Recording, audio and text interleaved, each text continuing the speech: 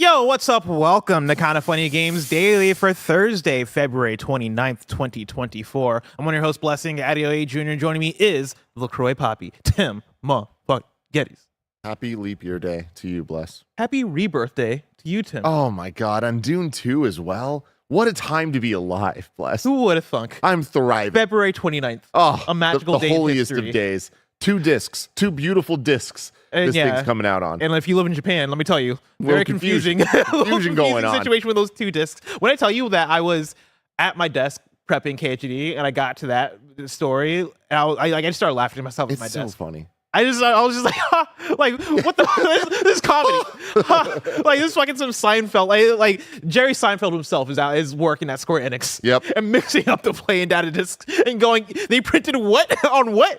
Oh no, this is my last day here. Absolutely, this is my love last day. But yes, man, happy rebirth day to everybody. I'm so excited that everyone's going to be able to experience what we've experienced over the last couple of weeks. Such special things, and I'm most excited. This is very similar to Final Fantasy 16. I'm now most excited to see everybody playing on Twitch and like to pop in and see what moments that they're reacting to, because like there's some shit in this game I just can't wait to see. Do you ever feel like you're missing out on like playing the game alongside everybody else, like having that situation of being like, oh man, we're all hitting this spot together? Like, yes and no, because I feel like we're surrounded by enough people that are playing.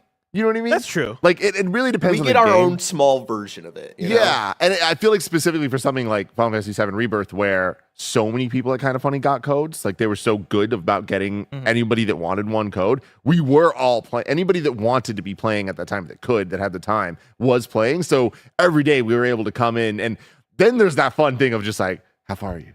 What can we say? And we're all trying to be like not spoil anything. And I just love when there's a game that like truly nobody wants to spoil anything about, because we all just want people to just experience it. Oh yeah, I think the only part that gets tough for me is things that I want to like tweet out. Yeah, of like, man, how much I love Tifa. I can't tweet that out, because then if I say that, people will be like, oh, he's playing Rebirth, and it's like, yeah, but it's like not a spoiler, and like it's just a fact. It's just a fact. You know, maybe I could be replaying Remake. Like, you don't know that. Plus, something tells me that the internet doesn't need more people saying how much they love Tifa right now. Yes, they do. You know, yes, they do. Yeah, dude. Okay. Rebirth took it to another level where I'm like, I mean, Rebirth was really, I love all these characters, but also I'm like, I've never played a game that made it so difficult to choose.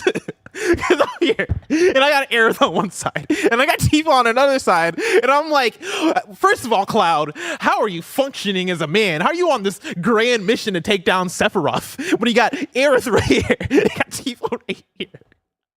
How are you able to stay focused on your mission? He's not wrong. He's a better man than I am. He's just not wrong. Secondly, everybody. somebody photoshopped Milk Mommy's face onto Tifa, and Barrett has it brought up here. And it's one of the most cursed things I've ever seen in my life. This is a Hojo experiment. It really is. Like, this is the one where he went too far. Like, all the other shit that Hojo was up to, I'm like, cool, whatever. Like, do you, man? Do you, do you, Hojo? this Milk Mommy Tifa. Oh, we gotta do something about this guy. Enough about all that. It's Tim. We gotta do something about these fucking CEOs. Today's stories include some big EA layoffs, EA cancels the Mandalorian game, and more, because this is Kinda Funny Games Daily. Each and every weekday, we run you through the nerdy news you need to know about, live on YouTube, Twitch, and on podcast services around the globe. If you love what we do, please support us with the Kinda Funny membership on Patreon or YouTube to get all of our shows ad-free, watch us record them live, and get a daily exclusive show. For a chance to be a part of the show, submit your thoughts and opinions as YouTube super chats as we go. Housekeeping for you today. Kinda Funny and the world celebrate the launch of Final Fantasy VII Rebirth. Our favorite party members, Mike and Andy, will be starting their journey into Rebirth with a marathon stream celebration. Stop in to celebrate the big day and support the fun, as these two will venture into the unknown. One Twitch sub or YouTube membership adds time to the clock. How long can we make these two best friends play the game? Find out on youtube.com/kindafunnygames. Look at this fucking thumbnail. Look at their smooth ass faces. I don't like how skinny they made Mike's face. This is a Roger joint, I bet. Why'd you do that? No, I think this was Andy. Was this an Oh 80 my joint? God, Yeah. look at that meteor. Are you kidding? Oh, that's cool. That's good. That's good. You know, that this should is be on a shirt. This is amazing art, because it's like you're so distracted by parts of it, you don't even notice the whole. Yeah. You know? Yeah.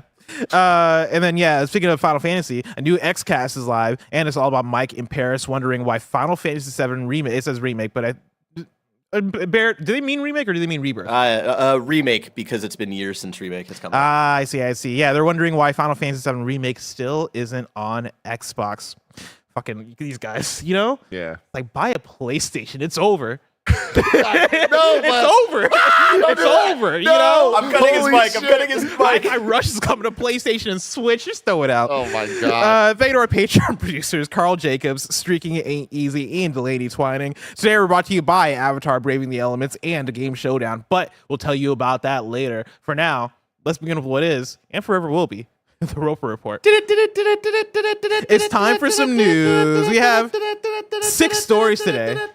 A baker's dozen. It's the fact that I spent so much time, like a couple weeks ago, being like, I'm not in this console war bullshit. I'm not doing that. And I see like the easiest dunk to make, and I have to make it. Dunk. You just gotta dunk. Do it. It's like when you see a trampoline in front of you, you gotta jump on it. You know what I mean? You see a crunchy leaf, that thing's getting crunched. Yeah, and I see fucking Paris and Mike being like, why don't we get Final Fantasy VII Remake? And it's like, God, you know? God. Just throw it out, all right? Are you man. still playing Sea of Thieves on that thing? Why am I turning into Greg now? Stop! You don't need to go down this path, Flash. Jesus. Let's start off with story number 1.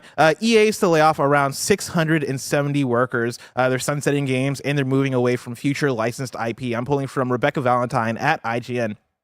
Electronic Arts has announced that it, too, is undergoing mass layoffs, with plans to let go 5% of its total global staff, or roughly 670 individuals. In a note today sent to staff, CEO Andrew Wilson said that EA is reacting to, quote, accelerating industry transformation where player needs and motivations are changed. Player needs and motivations, there's a typo here, but it says, I'm going to assume, are changed significantly, is what they mean. Crucially, EA also said that it is, quote, moving away from the development of future licensed IP. EA currently has several confirmed Star Wars and Marvel games in development, including a 3rd Jedi game, Black Panther, and Iron Man. We've since learned that EA is canceling Respawn's Star Wars FPS, which was announced last year, but had not yet been fully revealed. I didn't realize that was announced. I thought it was like a reported rumor thing. That's interesting. Yeah. According to Wilson, EA will double down on owned IP, sports, and massive online communities. While Wilson did not provide details on which games would be sunset, EA already announced that it would be shuttering 2 mobile games, F1 Mobile Racing and MLB Tap Sports. Quote, this greater focus allows us to drive creativity, accelerate innovation, and double down on our biggest opportunities, including our owned IP, sports, and massive online communities, to deliver the entertainment players want today and tomorrow. Lastly, we are streamlining our company operations to deliver deeper, more connected experiences for fans everywhere that build community, shape culture, and grow fandom, Wilson wrote. IGN understands that these layoffs will impact a number of teams across EA, largely affecting support teams. While some developers will be impacted, EA largely hopes to move them off of canceled projects and onto other teams. Per Wilson, these changes are already being communicated and will largely be completed by early next quarter. A lot here, Tim. There is, man. And obviously, let's just start with the top. This fucking sucks. Yep. And these numbers are just egregious and so fucking upsetting. And then when you start reading the actual words behind it all, it's like, how are we here? And it's like, of course this is how we're here. We know the answer to that question. It's just, it's so unfortunate. And looking at this, the strategy that they seem to be putting in place is so unfortunate. Mm-hmm. Yeah, like the idea of going and like canceling some in development games, talking about how, yeah, we're going to focus less on these different IP, right? And focusing on what works for EA. For me, like, obviously, as it starts off with all these stories, it is, our hearts go out to the people that are losing their jobs here. Like, that sucks. 670 people, that is a large amount of people. Like, even when you think about it in the context of, hey, like, forget all the layoffs that just happened. Like, we've gotten thousands and thousands of people that have lost their jobs in the industry. Literally, that number, right? In a ecosystem, in a I guess environment where we're not seeing all this and we're not starting to get like, you know, callous to it and like being like, oh yeah, this happens, right? Like in a bubble, 670 workers, 5% of EA, that's a huge deal. That is a huge deal that I think as we go, doesn't feel like a huge deal because we literally are 670, that's not as big as 1,000. Yeah, that's not as big as 1,000. Oh, we just talked about all these PlayStation studios. Oh, we've been talking about Embracer and all this shit, right? But like that's a large blow to EA. And then I think to bring it back, right? Like looking at EA as a company and how I've viewed EA in the last, I'll say, decade, where, you know, EA was voted one year, like about a decade ago, I want to say, maybe multiple years as like the worst company in the world. So or something which as I say that out loud, I'm like, that can't be true, right? Yeah, it was Electronic Arts, and then Comcast had some back and forth, which is crazy. Yeah, right. And like it's due to fan dissatisfaction. It's due to like the idea of you go to an EA E3 press conference or you watch an EA E3 press conference and it is sports, Battlefield, microtransactions, all this shit that people in the gaming sphere have grown sick of. And I've looked at EA in the last like maybe 5 to 7 years as growing out of that, right? Like we've seen what Respawn has been able to do in redefining what EA is. We've seen what Titanfall and Titanfall 2 have been able to do. We've seen it takes Star two. Wars. It takes two. A game of the year. Yeah. Let alone like all the other EA original stuff, right? A Way Out. I think there's like there's like another EA original. I guess last year we got Wild Hearts and then Immortals, and I know that they didn't do great. But you've been seeing different kinds of games coming out of EA. And in my opinion, EA has been doing a good job of redefining that idea of what EA is and what EA can be. Like there are other publishers that would put under EA in terms of like the worst company conversation. So to see this and to see like the Star Wars Mandalorian game, the one that God, like to go through it, right? This has been if I had a quarter for every time EA has mishandled a Titanfall-esque game from Respawn, I would have a surprising amount of quarters, Tim.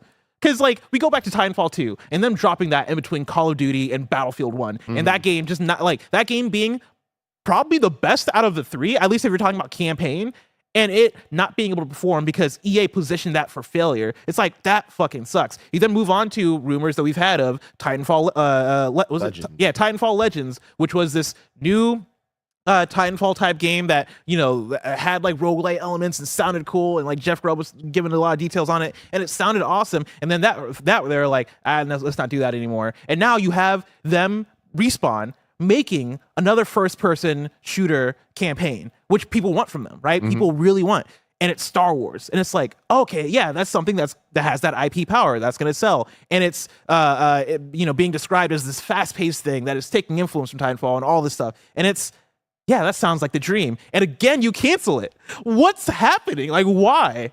And I think I want to get your opinion on this, right? Like, is it the fact that it's IP? Is it the fact of like you look at the cut that Disney's probably going to take and go, oh, it's not worth it. Let's focus on sports. I mean, that's where we need more answers here, because it baffles me. I don't quite get it, because you look at the success that they've had, and a lot of it has been based on some of these IP, including Star Wars, right? With the Jedi games, and them talking about this Mandalorian game, which is essentially Titanfall, but Mandalorians. That really does sound like a dream to me. We talked about it a couple weeks ago when this information was leaked or officially revealed, whatever it was. Yeah. It's officially canceled now. Well, they're now at least acknowledging that the thing existed. So it's very unfortunate that that's happening. But despite EA's move to focusing on owned IP, EA said to remain focused on its longstanding relationship with Disney and Marvel. That just feels very conflicting. Like that feels like it's not consistent, and maybe it's just like how far along in the process these things were. That's the way I read it, especially off of canceling this internal like Star Wars Mandalorian thing, is I wonder if the next Star Wars Jedi game is the last one we get, and I wonder if after Iron Man and Black Panther, those are just the only ones we get of those. Like we don't see any sequels or anything. Yeah, maybe they just see those through because they've already announced it, and they spun up a whole studio to make this Black Panther game. Smarter people than us are going to eventually figure this all out. But I do with EA here, like not essentially, straight up telling us that the industry has gotten too big. There's too much money being put into things, and the license games aren't working because due to the cost of licensing, we're not making the money that we need to make. Yeah. That's what they're saying. Is that going to change at some point? What's that going to contribute to? Does this mean that we're, instead of Mandalorian, we're going to get Titanfall 3?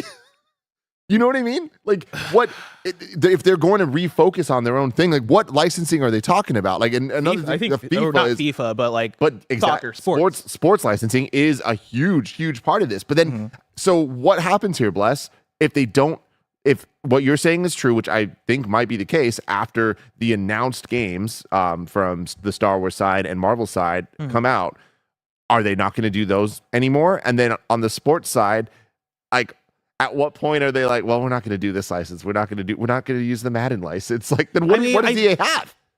I mean, I think with that, right? Like, I mean, they still have the Madden license. I think I think the sports games are a different beast than what Disney is, right? Because I was talking to somebody yesterday about the like Disney licenses, and specifically coming out of the Insomniac leak. You look at the things that people were the things that came out about how much money Disney gets as a cut from something like Spider-Man or something like the upcoming Wolverine game, and it's a lot of money. Oh, like, yeah. There's a lot of money that Disney is requiring off of that, and I can see a case for EA being like, well, we make all this money off of EA Sports FC, not FIFA anymore, but EA Sports FC, right? We make all this money off of Madden. We make all this money off of sports as licenses.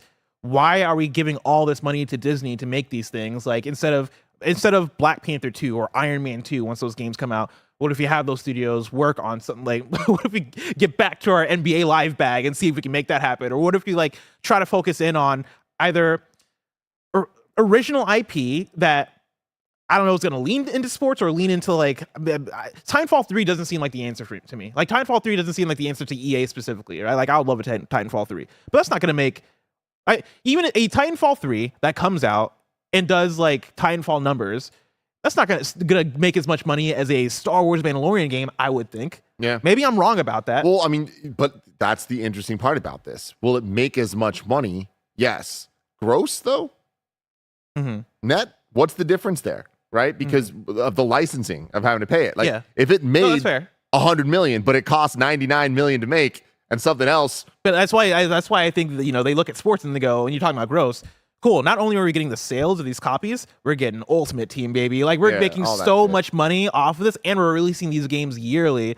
Hey, like, what's the Drake lyric where he's like, you know, they said they missed the old Drake, girl, don't test me. Like, EA is like, yo, you'll miss the old EA because we're about to come back, bro. Yeah. We're about to be voted #1 again. And that's the problem. Yeah.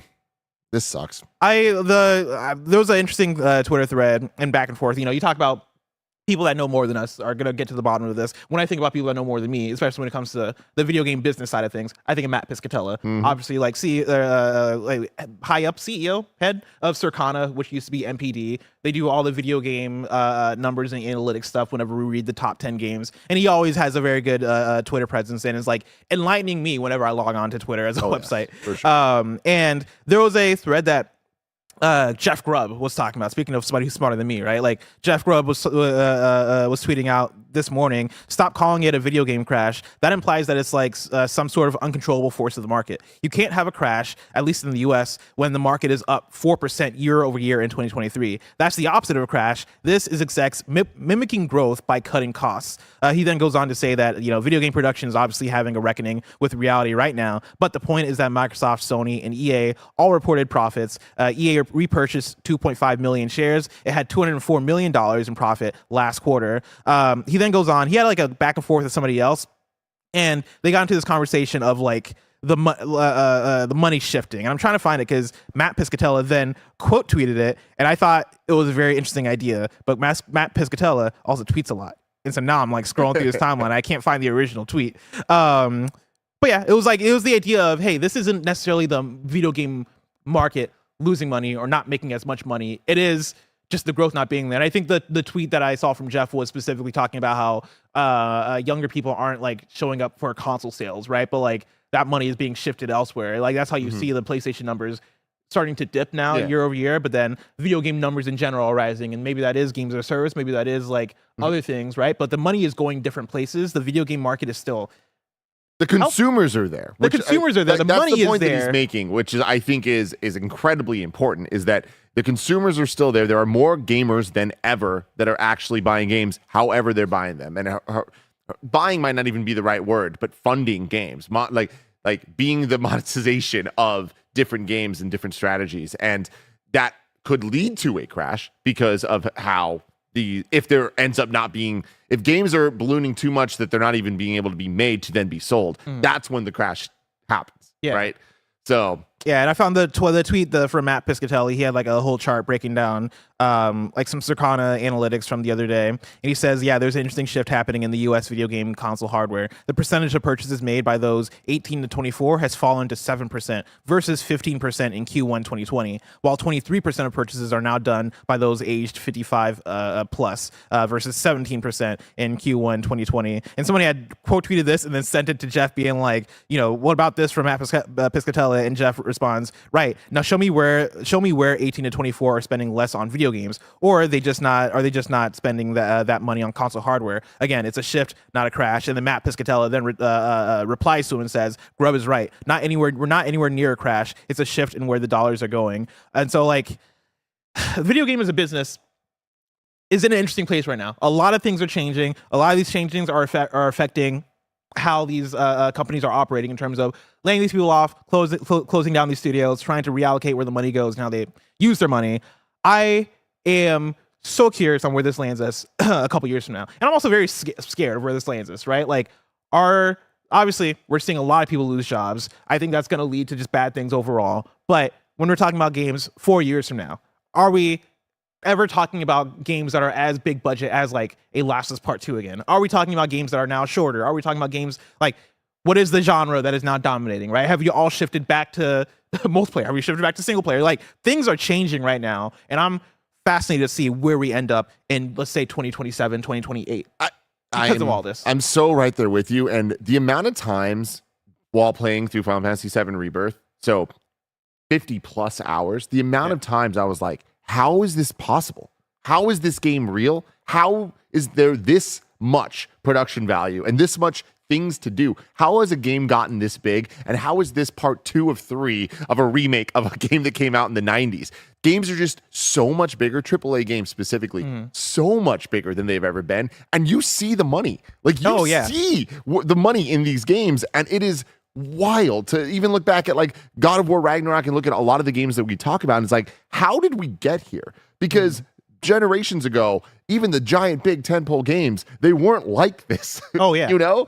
And it's just that to me is the thing that I while I'm playing it, I feel like it's not sustainable. And then you hear all these news and stuff and you see the reports and like, honestly, the Insomniac leaks, the realities of the numbers of the money behind Spider-Man is fucking frightening. It's insane. It's so scary because before all that, you look at it, you're like, oh, well, they must be making the money back. Yeah.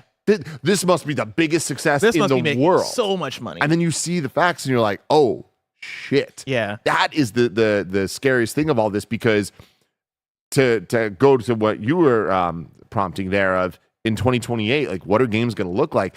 I think we're already seeing the shift of games looking like more different things than we've ever seen before. Before it used to essentially just be, you're either like, think back to the PS2 then PS3 era, right? AAA and AA. Like AA was a thing then.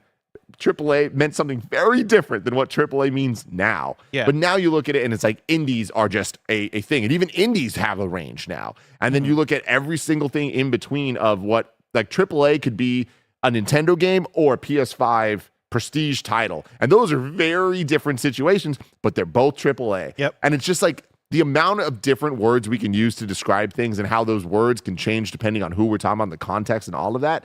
There's just more games than ever, but we still look at these giant tentpole blockbuster experiences as the like peak of all of it, because that's where there is a insane audience demand. People show up for those things, but the race to like be bigger and bigger and bigger, I don't know how long people can keep running. And that's the thing is like, I don't want to get ahead of ourselves, right? So I don't want to get ahead of myself when I say this, but I have been thinking about this in the last few weeks as we've especially gotten like the PlayStation layoff stories, right? And we've thought about budgets, and like me and Greg have talked about on PS I Love You plenty of times about how we would like to see more Uncharted Lost Legacies or Spider-Man Miles Morales, right? Like these games, but tighten them up, make them shorter, explore that scale of what price can be, right? Maybe charge $50 instead of $70, all this stuff.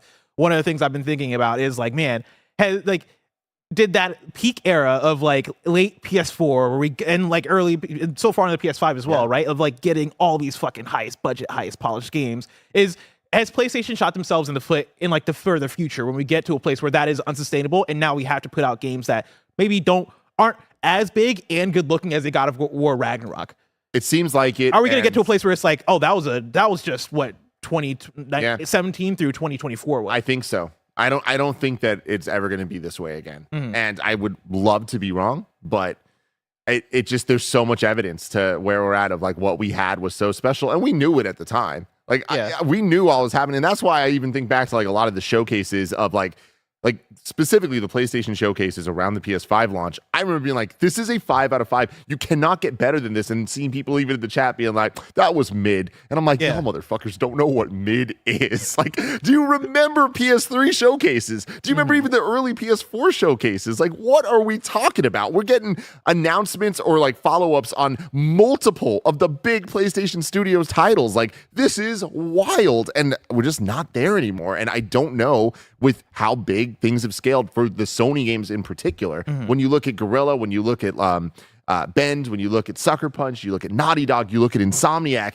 like there's so many different teams, but I don't know that we ever see that showcase that we're getting multiple of them again. I think maybe we get one more of those. I think we're already in like that place where a lot of these studios are like a long way through these projects. Like I think Ghost of Tsushima 2, right? I think is only like maybe a couple years away. And like I think hopefully Team Asobi is far along on Astrobot, and Blue Point, you would think, is far along in their project. I think we get maybe one more of those showcases, which are like the ones that are currently in development. I think after this development side, and like Cory Barlog's game, for example, like stuff like that. I think after this next wave, then it's like all right, where are we at? What kind of games are we working on as PlayStation Studios? Because yeah, like I'm fascinated to see if we can keep this up. Like, is this the way? Especially getting that inside look at what these budgets are, right? It is wild out there. As I've been trying to find this tweet from Harada from a couple of days ago, and I'm not able to find it anywhere, but there's a tweet from Harada that he put out replying to somebody who's basically complaining about Tekken 8 microtransactions, right? And it was like kind of a long breakdown of what AAA was when he was making, or when he was working on Tekken 5 for PS2 versus what budgets are even now for Tekken 8, and how big of a gap it is of what expectations are, how much expectations there are from both audience and shareholder, how much money it takes to keep up servers, and like that ongoing cost, meaning that they have to make ongoing money, right? Like if you make this lump sum of money from selling your games day one and like having people pick up that first copy of the game and then not giving you money after that, then after a while it's like, well, how are we supposed to pay for servers, right? Like if you guys want this game to last for 7 years or 8 years or however long you want it, we got to make money somehow. And it's him kind of breaking down those costs, and those like it was I really enjoyed the read from Harada, just as somebody who is at the head of a big AAA studio making a big AAA game. But yeah, very fascinating stuff. It is, man.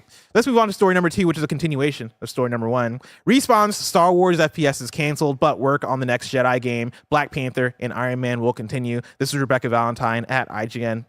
Following CEO Andrew Wilson's announcement of the cuts today, EA Entertainment President Laura Meal shared a note with staff explaining in more detail with EA's business priorities would be going forward. This includes her announcement that EA is shutting down an early development Star Wars FPS action game as part of an ongoing focus on its owned brands and supporting its existing games. Quote, "It's always hard to walk away from a project, and this decision is not a reflection of the team's talent, tenacity, or passion they have for the game," Mule wrote. Giving fans the next installments of the iconic franchises they want is the definition of blockbuster storytelling and the right place to focus, end quote. Not much is known about the Star Wars FPS, but it was rumored to feature a Mandalorian protagonist in some way. The fate of EA's Star Wars strategy game is also unclear. EA is undertaking the move in part due to what it perceives to be a rapid shift toward large open-world games, massive communities, and live service games. IGN understands that the team previously worked on this game, IGN understands that the team previously working on this game will be largely reassigned to other projects, including Apex Legends, Iron Man, Black Panther, and Jedi, for which EA has confirmed a third installment. The Star Wars Jedi franchise will continue despite EA's move to focus on owned IP, and EA is said to remain focused on its long-standing relationship with Disney/Marvel. I will say from all of this news, like the thing that I'm happiest about is that the Iron Man and Black Panther games are not canceled. Yeah. You know, specifically the Iron Man one is something that I've been really looking forward to. Like just with how this news all broke yesterday, it was just so deflating to have these, again, just adding on numbers of all these layoffs and then these giant canceled projects where the fear in the industry right now of being a game developer that's working and every day waking up hearing these stories and being like, when's it going to be me? Like, when's it coming for me? And games, big games, a Star Wars Mandalorian game from Respawn just being canceled. That's terrifying to the people that work at Respawn. Oh, for sure. And the idea of like, oh, people are going to be moved around to other teams and stuff. That doesn't sound like a sure thing. That sounds like a wobbly ass bridge at best, you know? So it is reassuring that for the time being, at least some of these giant projects that we know about are still going forward. What's up, Barrett? I'm just gonna say, I think Mandalorian games are cursed, Tim. I think they're cursed. Remember the last big one? Yeah. What was the last big one? 1313. Oh, fuck. I forgot about 13. Oh, I didn't realize that was a Mandalorian thing. I thought that was like if I remember correctly, that was going to be a game focusing on Boba Fett and like him becoming what we knew him as in the original trilogy. Oh, really? Mm-hmm. I don't know why I thought that was going to be more of like an Uncharted. I guess... No, but I think it was but I think it was going to have that kind of gameplay. But yeah. Gotcha. And then I know there was the other one, right? The Amy Hennig Star Wars game. That was a different one. Ragtag. Project Ragtag. God, remember the 2 seconds? I'll never forget we those saw 2 E3? seconds. That Just take? walks Come out. on, bro. It was like, oh man, this is gonna be a game. gonna hit. This is gonna be a game. And no, it wasn't. It wasn't. It Not gonna be a became game. And I mean, Yeah. to that point, right? You talk about like Black Panther and Iron Man not being canceled. Do we ever see those games? I mean, that is an excellent question, man. Like, it's been a long ass time, and we have not seen shit from those games, specifically Iron Man, right? Yeah. Like, that game was announced. I feel You know, my problem with this is I might be conflating it with the Iron Man VR game. I was gonna say because like those games. I mean, it's been a long time, but it's not been that long. It's been maybe 2 years. I think Yeah. Black Panther I mean- might have been announced last year. But with Iron Man, even 2 years, it's like it's surprising that we haven't seen anything since. But also, there's the context of there was no EA Play, and they put out Jedi Survivor, so it's like there are big things happening over there. Let me say this: with this report, I do think we see the games. Yesterday, though, I was me and you were talking. I was like, oh fuck, we're not seeing these games. So that's how at any second I can change my opinion on if we see it. Do you think we do? I want to hope.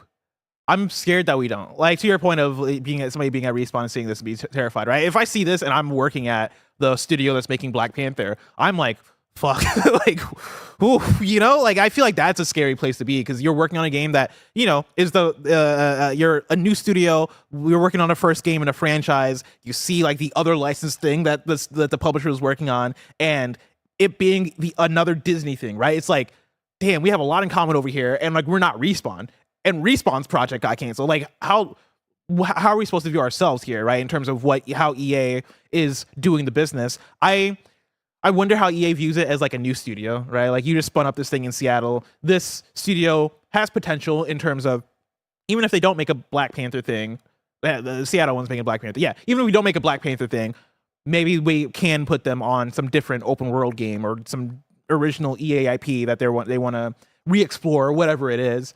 So with that, right, I think as the studio, I hope to not see the studio shutter. I hope that they continue because I would like to see what the studio has to offer. But do we see the Black Panther game? I'm 50-50. I really don't know. Like, I don't have confidence in it. Same with Iron Man. Yeah, I don't have confidence that we're going to see these games. Because, like, are these...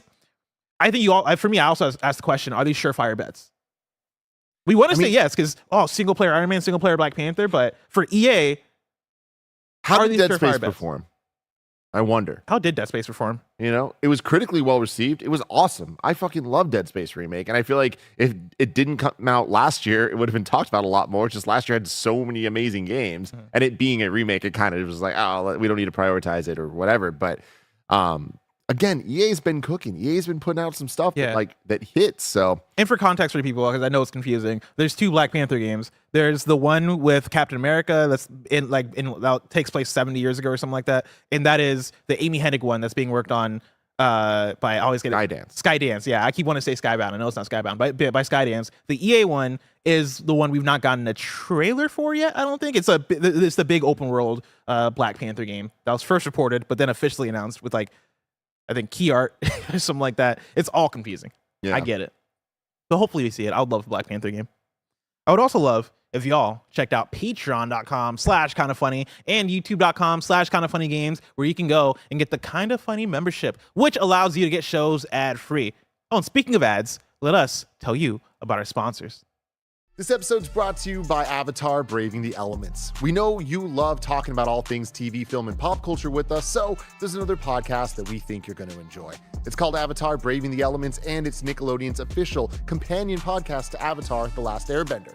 Y'all already know Barrett loves Avatar. He thinks it's one of the best coming-of-age heroes' journeys out there that perfectly blends enticing action, great comedy, and social commentary that's all backed by great art style and an iconic soundtrack. Each week, host Janet Varney, the voice of Korra, and Dante Bosco, the voice of Zuko, rewatch every episode of The Last Airbender. They're joined by special guests like the cast, superfans, and even the creators of Avatar, Michael DiMartino and Brian Konietzko, for a deep dive and behind-the-scenes look into the Avatar-verse you can't get anywhere else. Whether you're a longtime vendor or new to the series, jump into the epic world of Avatar with Avatar: Braving the Elements. Listen to Avatar: Braving the Elements on Apple Podcasts or wherever you get your podcasts.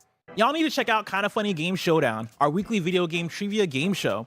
You can watch live on YouTube or on Twitch every Friday at 11 a.m. Pacific time. But now, thanks to popular demand, Kinda Funny Game Showdown is available on podcast services. Whether you're listening on Apple Podcasts, Spotify, iHeartRadio, or anywhere else, please subscribe and rate the show 5 stars. It really helps us get Kinda Funny out there, and we couldn't thank you enough.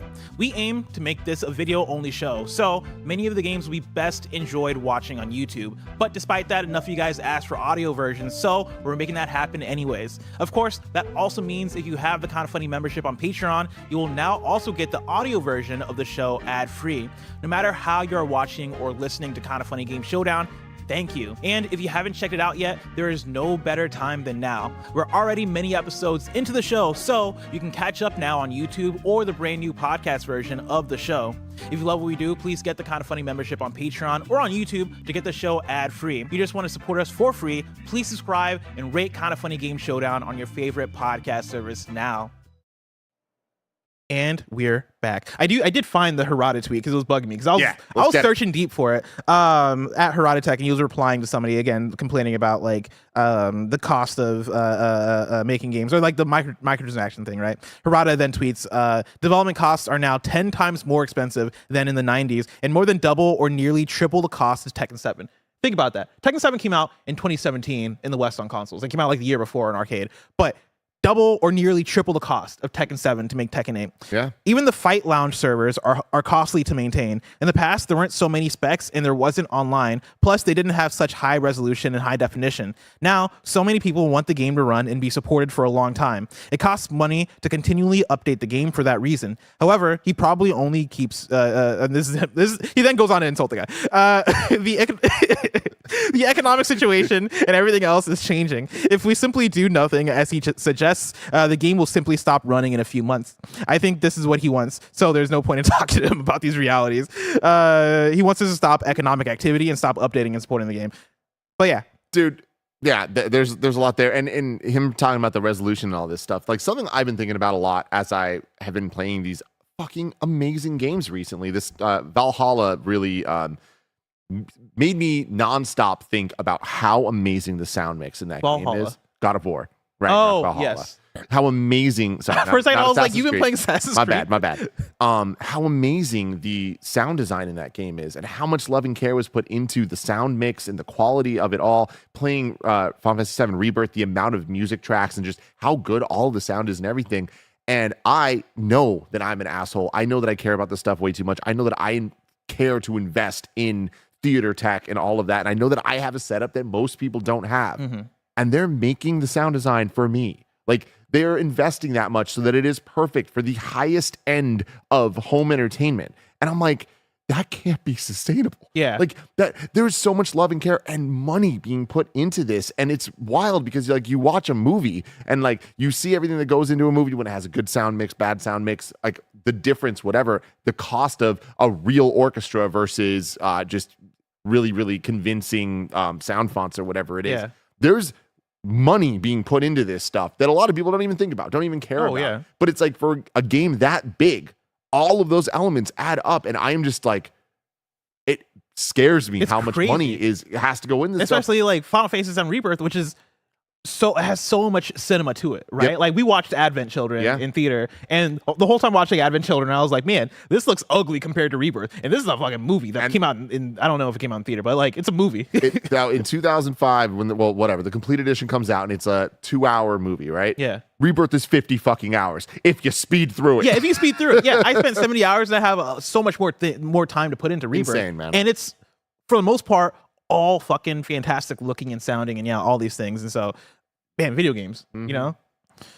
We do have breaking news that popped as we were starting the show. Activision Studio, Toys for Bob, is going independent. This is Steven Totillo at GameFile.news. Toys for Bob, the story development studio behind Star Control, Skylanders, and recent releases of the Spyro and Crash Bandicoot series, is going independent after a 19-year run as a subsidiary of Activision. The studio announced the news in a blog post, providing a surprising follow-up after questions swirled earlier this month about the fate of the studio. Cool. And yeah, they have this thing that says we're going indie. Dude, I'm a huge Toys for Bob fan, and I was a huge Vicarious Visions fan. I was a huge fan of, what was it, High Moon Studios, Beanox, so many of these Activision-owned teams that just one by one were getting sucked into the Activision machine, and then the Xbox acquisition happened, and like so many stories were coming out that I'm like, this sucks. Nothing here is good. There was always hope that potentially we're going to see Toys for Bob make a Banjo game. Yeah. Maybe do another Crash, do another Spyro. I can't believe they didn't. I mean, they still might, though. They're telling here, it's like they still might partner with Microsoft as an indie. Okay. And they do say in that final paragraph, so keep your horns on. What does that mean? Spyro. Yeah. So anyway, this seems like very, very good news. I'm celebrating that we are at a point in this disastrous mess of the acquisition era of gaming that things like this are even possible. Dude, I mean, you talk about being such a fan of like Toys for Bob, right? For me, I'm a fan of what's the Hitman studio that I love so much? IO Interactive, who, if you remember, right, was owned by Square Enix, and like this is where they were, I guess not sold, but like they split off from Square Enix, became independent, was able to retain the Hitman IP, and IO Interactive has been doing great, right? They've been putting out great games. They've been doing the damn thing. And I really hope the same for Toys for Bob, right? Like, I would love to see, even if they are partnering with Microsoft on Banjo or whatever, like the game, New Spyro, whatever it is. The purple is telling me it's going to be Spyro. But I guess it's orange, so that's Crash. I guess that's just them referencing themselves. Yeah, it's just their vibe. Yeah. But yeah, like, I hope they're able to carve their own, like, path in a way that is, oh yeah, like, this is a refreshed, max potentialed Toys for Bob. Yeah. Make the games you want to make. Don't have to, like, don't support Call of Duty. Like, you know, be your own studio. Like, that for me is very exciting. So shout out to Toys for Bob. I think the biggest win here is that this means they're not working on Call of Duty. Yeah. Wasn't this the studio too that we were speculating that they were being shut down because their office building was being closed or something like that? Yeah, but it wasn't even so much speculating to shut down, just more just moves towards like, this doesn't sound good. This doesn't sound like this group is getting. Like, from the last time we heard of Toys for Bob, it looked like it was going to be fucking dire. So it's just like a nice kind of like. Yeah. Again, this is step one. Like, this isn't necessarily good news for them. Like, because especially in a world where funding is at a all-time low, it seems, in at least not all-time, but like a low for the last couple of years at least. Like, how's an independent game going to get funded and properly put on things? We'll see. Partnering with Microsoft sounds like a great way to do that. Oh, for sure. But again, I think because they're going independent, they get to have more of that say in how they operate rather than letting the powers that be do it for them. So I see it as a win. Totally. Now, with that though, that means they don't, unless they partner, they don't have access to Spyro or Crash because those are owned by Activision. Sure. Yeah. So who did the Tony Hawk 1+2? Vicarious Visions. Gotcha. Cool. For a second, I was like, is there hope for now for 3+4? Because man, I want 3+4 real bad. Yeah, I think Vicarious is just gone. Like they shut them down. So heartbreaking. Yeah. Story number 3. We got more of this kind of news. Saber Interactive is leaving Embracer Group. This is Jason Schreier at Bloomberg. Embracer Group will sell one of its largest subsidiaries, Saber Interactive, to a group of private investors in a deal worth up to $500 million, according to a person familiar with the transaction. Saber will become a privately owned company with around 3,500 employees, said the person who asked not to be identified, discussing non-public information. The company plans to continue developing a remake of Star Wars: The Knights of the Old Republic, the highly anticipated game that was removed from its previous developer, Aspire Media, in 2022. The deal will be one of Embracer's largest moves yet in an ongoing cost-cutting initiative that has seen the company lay off employees and shutter studios around the world over the past year. Saber and Embracer declined to comment. Saber, the developer of games such as SnowRunner and World War Z, operates studios in several countries, including the US, Portugal, and Russia. In addition to making its own original titles, it does work for other developers. Embracer purchased Saber for $525 million in 2020 as part of a spending spree in which Chief Executive Officer Lars Wingfors acquired at least 27 companies. Several of the acquisitions, such as Demiurge Studios, based in Boston, and New World Interactive, based in Denver, were folded into Saber. The $500 million figure includes an option for Saber to bring along multiple Embracer subsidiaries, the person said. Good, I guess? I'm right there with you. Yeah. Good, I guess. Coupling this with the story we had as number one of EA being like, oh, the licensing just makes this shit not worth it. It's like, now this company that is getting even less support, making a Star Wars Knights of the Old Republic remake doesn't sound like a surefire win, but getting away from Embracer That's the thing, is sounds like a major step up. Yeah, honestly, oh man, yeah. It's like you're getting away from like a toxic ex, but then it's like, man, now I gotta move out. And you still got a lot of problems you're holding on to. I got a lot of problems. You gotta move all your shit. Hey, I gotta move all my shit. I'm adopting. Gotta buy a new sofa. Yeah, I gotta find a new apartment, and I don't have that much money. Like, I gotta figure this shit out. But at least I'm away from them. And so it's a tough place to be. But also, yeah, like, at least you do have a Star Wars you're working on, which, you talk about not being a surefire bet, and I agree with you there. But hey, if it hits, I mean, if it hits, that's amazing. Yeah, right? that'd be awesome. Yeah. My thing is like, God, I hope Crystal Dynamics is able to do this, right? Like, Crystal save Crystal. Somebody save Crystal. Like, if you're a private investor out there and you're non-toxic, like, please come through and get Crystal from under Embracer, because I want a new good Tomb Raider, because I love them Tomb Raider games. I love Crystal Dynamics. Same with Eidos Montreal. Like, come on, man. Swear to Galaxy, man. Come on. More news that is like this was story number 4. Gearbox is close to a sale. This is Ethan Gotch at Kotaku. Embracer bought Borderlands maker Gearbox Entertainment for $1.2 billion back in early 2021 amid an unprecedented acquisition spree that's since turned into a financial disaster. Now, just 3 years later, Kotaku has learned that Gearbox is closer than ever to being sold out from under what is arguably the most hated company in gaming. Gearbox CEO and co-founder Randy Pitchford held a town hall with staff earlier this week in which he told employees that a decision had been made regarding the studio's future, with more information to be shared next month. According to two sources familiar with the meeting, for months now, Pitchford has told developers at Gearbox that there were 3 possible scenarios: stay with Embracer, sell to someone else, or finance a buyout and go back to being independently run. Kotaku understands that the decision was made to sell, and a deal is in the late stages of being finalized. Embracer did not immediately respond to a request for comment. Pitchford has sent Kotaku the following statement. Pitchford will always have something to say. Always. Like, everybody else declined to comment. Pitchford's like, yo, put me in, coach. I'll talk. He says, quote, I'm delighted that we might be up to, I'm delighted that what we might be up to is interesting enough to people that you want to make a story about us for your readers. I'm honored and humbled that our company is a topic of rumor, speculation, and discussion. As always, we'll be thrilled to share whenever we have projects to announce or news to share as we work hard towards our mission to entertain the world. End quote. Cool. Man, bless. If there was a way we could have a time machine and go like 10 years in the future, and me and you just sit at this desk and then just look at just Google. Yeah. Just who's owned by who? Who owns who? What's going on? What do video games look like? It'd be so fascinating, because this era of acquisitions, we're now seeing the phase, 2, 3 of, where there's the diverging of assets and the resellings and the new things popping up and being bots or turning into something else. Like, imagine like ourselves from 10 years ago, transporting to today. I know. Being like, wait, Bungie is owned by who? Like, what the fuck? Absolutely. You know? No, totally. There's a lot of that. So what does this look like then? Gearbox, somebody's buying them. They're not going independent. Who's buying them?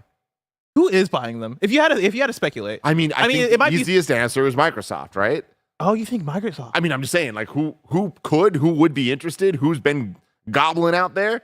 See, Microsoft. I was thinking of like, because the other one would be Embracer, but they're the ones getting rid of them. yeah, I guess that's a good point. Yeah, I was trying to think of like who's like just the most random. Like maybe Take-Two is like come back to us. Yeah. Take-Two gets them back, or like fucking. It's probably not Take-Two though. I don't know. Bander threw out 10 cents. See, I was gonna say 10 cent. Mhm. I was gonna say 10 cent. See, I was thinking of like how wacky would it be if PlayStation got Gearbox? It doesn't feel like seem like the Gearbox fit move. the PlayStation Yeah. mold. But Yeah. you know, we've seen crazier things. The fact that PlayStation obviously wants live service and play and like probably also just wants shooters in general. If you can get Borderlands as an exclusive for PlayStation, you're playing the game. And so, yeah, we'll see. We will. Last news story before we get into Wii news. Story number 5. Rockstar mandates return to office 5 days a week. This is Marie de Alessandri at GamesIndustry.biz. Rockstar is set to move back to working in office 5 days a week from April.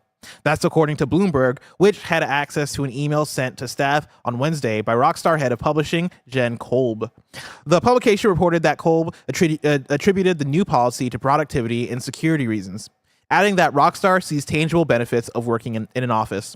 Quote, making these changes now puts us in the best position to deliver the next Grand Theft Auto at the level of quality and polish we know it requires, along with a publishing roadmap that matches the scale and ambition of the game, Kolb reportedly said.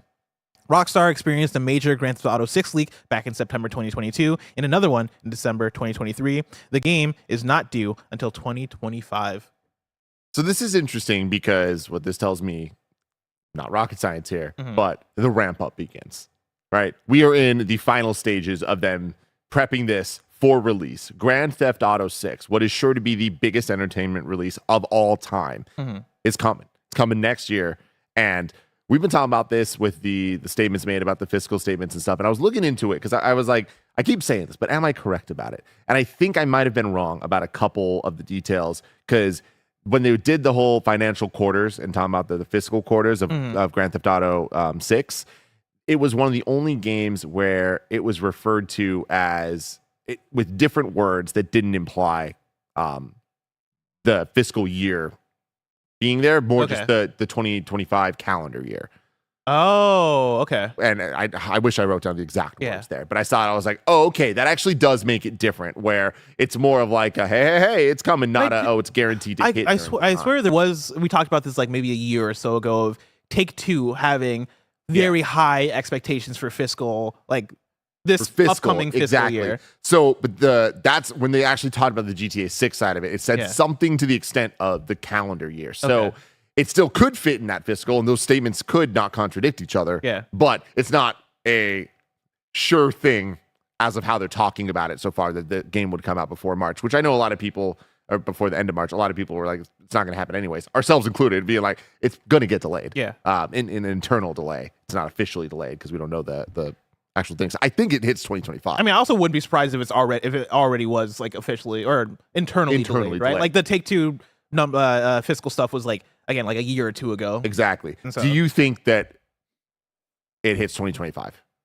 Oh yeah. GTA 6? Me too. Yeah. I think by the end of 2025 for sure. Yeah. So whether it's before March or the end of 2025, this story, it totally adds up. See, I read the story and I read two things, right?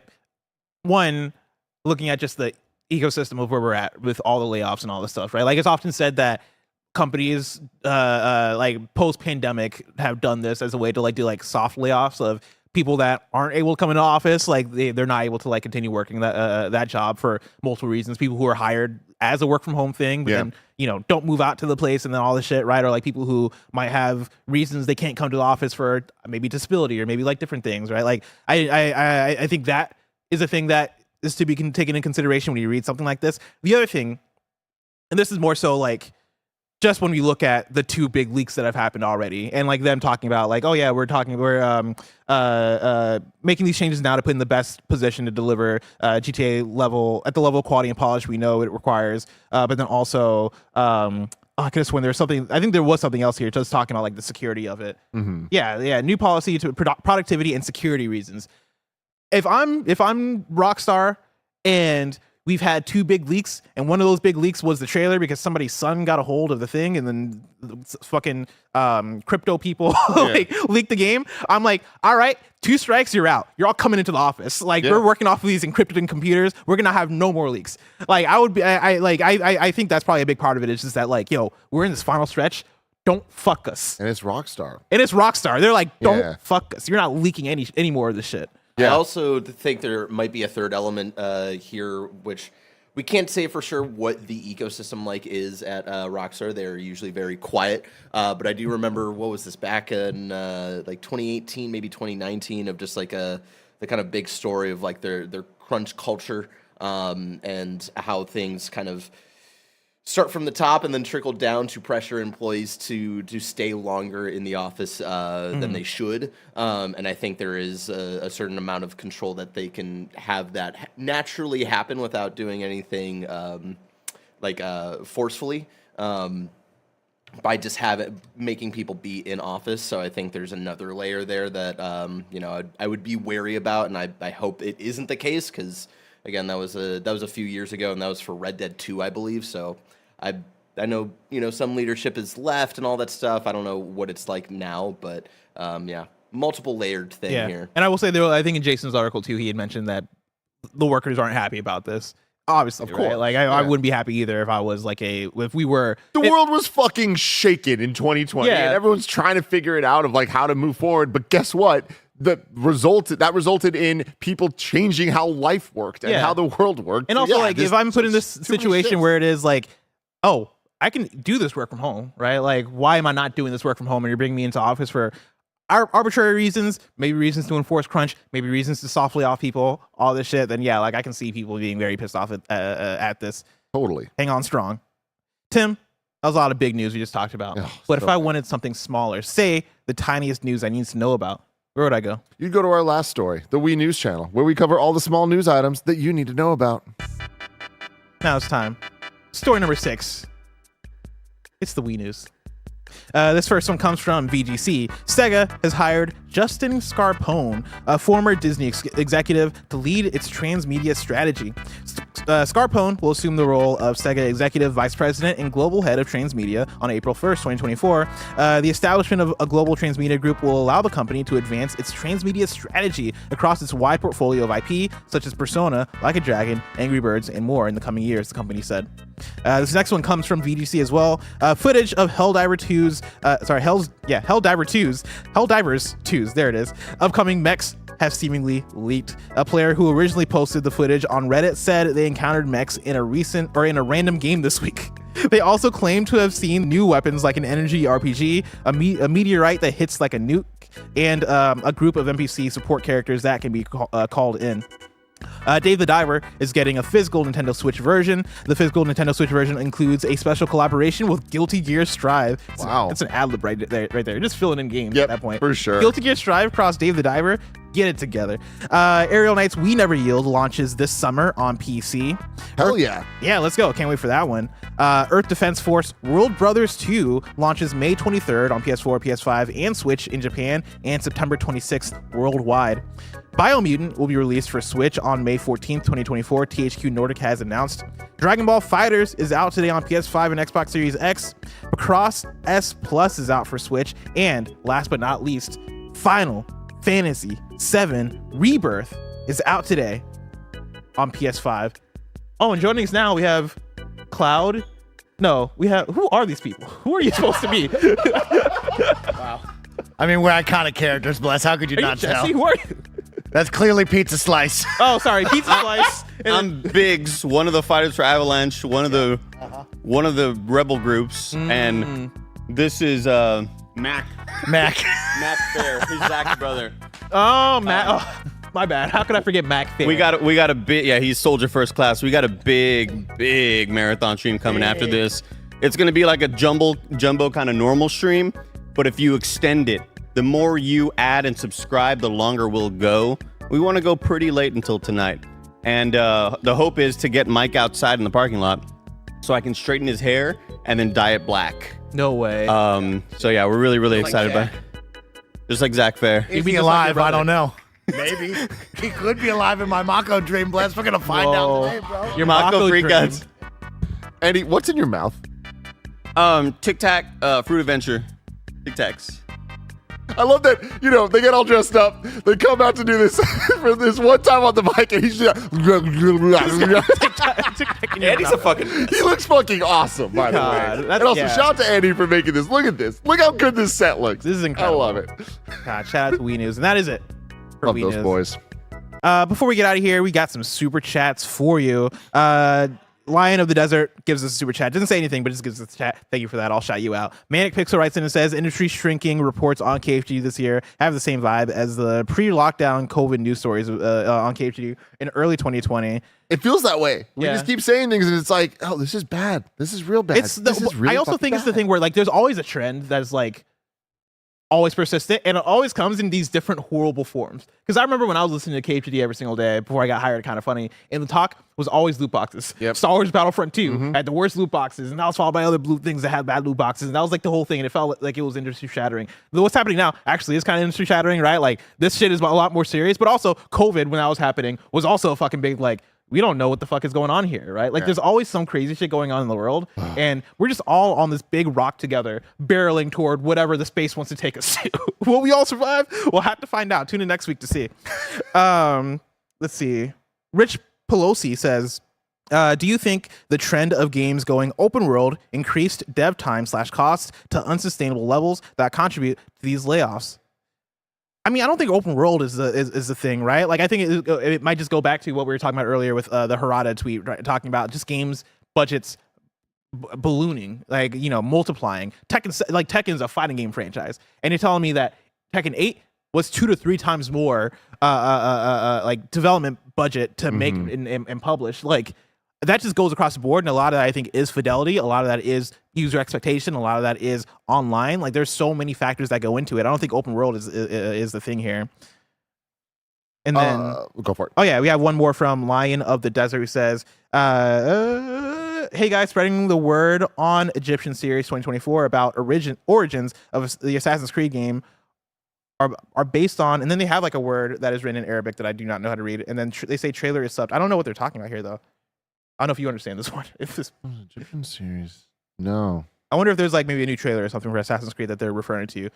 My apologies for not understanding the reference line of the desert. It sounds cool.